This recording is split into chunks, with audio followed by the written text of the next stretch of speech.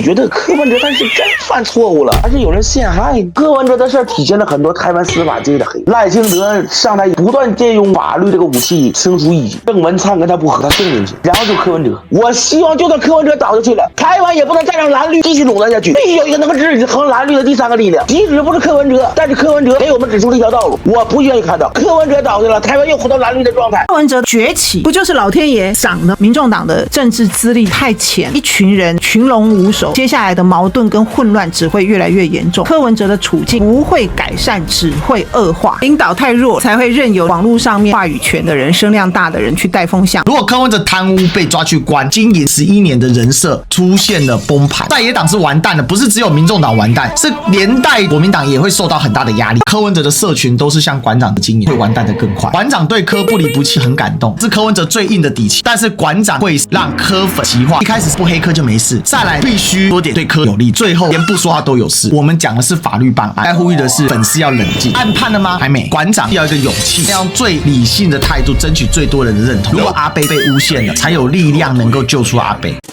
Ladies and gentlemen, welcome the host. 检调为什么认为不能让阿北在外面爬照？因为很显然，检调现在最害怕就是1500万的金流，如果他找不到相关人证，1500万就会付诸东流。联盟战旗收费教学，已经很明白了，没证据就是要压你啊！当选过关落选被关，回头看看历史哥也是柯黑啊，没证据也不知道接什么，只能讲人设被摧毁。检调在这里面没有办法找到柯文哲的1500万的这个直接收贿的证据，这是一个非常糟糕的一个状况，而且你还是用推论的方式，那自然而然你被打。可是柯文哲在前面的210万跟后面的政治献金案里面，案子最大的麻烦是柯文哲经营10几年、10年、11年的人设出现了崩盘，相对应的是柯文哲民众党的支持度直接腰斩的状况，从大概15-16%直接掉到了7-8%。如果柯文哲真的贪污被抓去关，那在野党是完蛋了，不是只有民众党完蛋，是连带的跟民众党合作的国民党也会受到很大的压力啊。柯文哲的网络社群正在极化跟狂化，馆长对柯不离不弃，确实很感动。如果说柯文哲的社群都是像馆长这个样子经营的方法，那柯文哲会完蛋的更快。因为我们讲的是法律办案，我们该呼吁的是粉丝要冷静。案判了吗？还没。开庭审了吗？还没。现在只在羁押庭的阶段，一审都还没开庭。馆长是柯文哲最硬的底气，但是馆长也会是让柯粉彻底极化。你这样搞，你的粉会到处去出征了，因为你已经知不知道丢脸，所以只要任何频道在那边剪片说，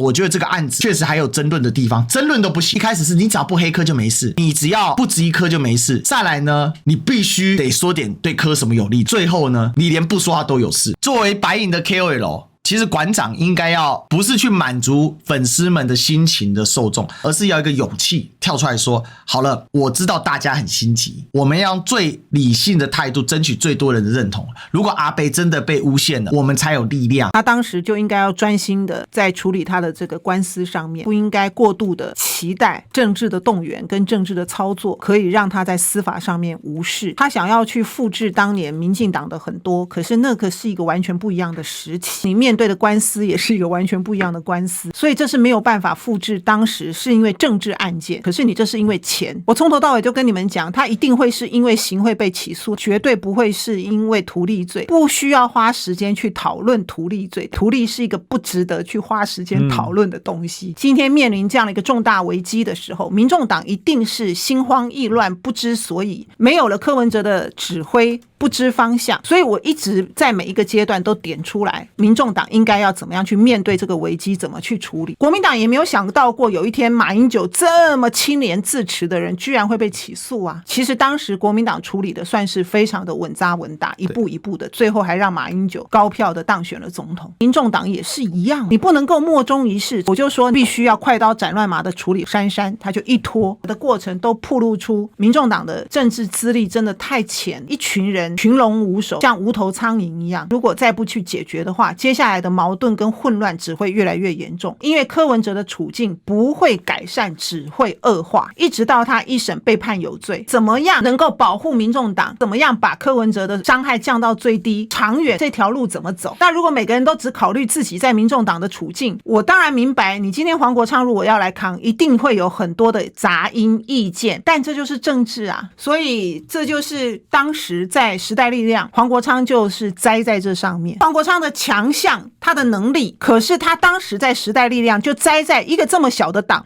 可以内斗的稀巴烂，居然 hold 不住，他无法处理，他只能选择离开。就算他的政治能力、政治光环，他在时代力量的位置比他在民众党的位置高多了吧？当了党主席嘛，但是他都没办法处理时代力量，只能离开。那今天来到了民众党，他如果这个坎再过不去的话，未来政治的发展就很难更上一层楼了。那你整个民众党就温水煮青蛙嘛，在艰难中让民众党站起来。但问题是，你们现在如果听好听的，等着老天爷在掉馅饼吗？柯文哲的崛起基本上是奇迹式的，不就是老天爷赏的吗？领导太弱了啦，所以才会任由网络上面的有话语权的人、声量大的人去带风向。以馆长为例好了，他并不是政治精英啊，是他也并不做政治工作啊，是他指出党的方向，他指出论述，自然这些支持他们的人，领导的论述莫衷一是，然后一昧的只想讨好网民、讨好流量，你就会变成是现在没有人要去做吃力不讨好的工作。是。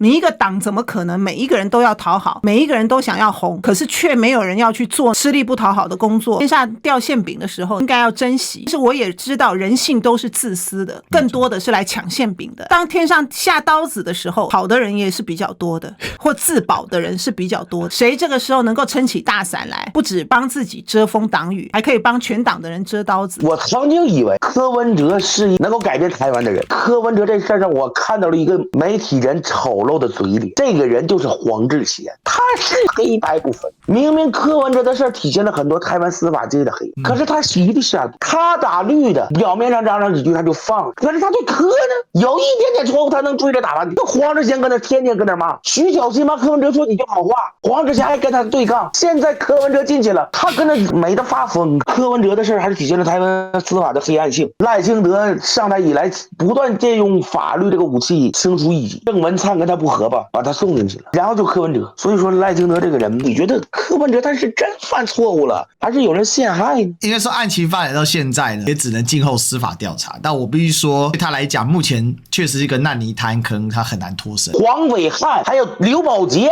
黄世聪，我饶不了他们。就那几个把柯文哲一倒霉的，他们把柯文哲说的啥也不是那帮人，我看不上。以后一律不得看东森。送你们最后一句话吧。我相信柯文哲，我希望就算柯文哲倒下去了，台湾也不能再让蓝绿继续垄断下去，必须有一个能够制衡蓝绿的第三个力量。即使不是柯文哲，我也希望能有第三股力量。柯文哲错了，但是柯文哲给我们指出了一条道路，我相信台湾不能再被这么蓝绿折腾下去。柯文哲倒下了，台湾又回到蓝绿的状态，我不愿意看到。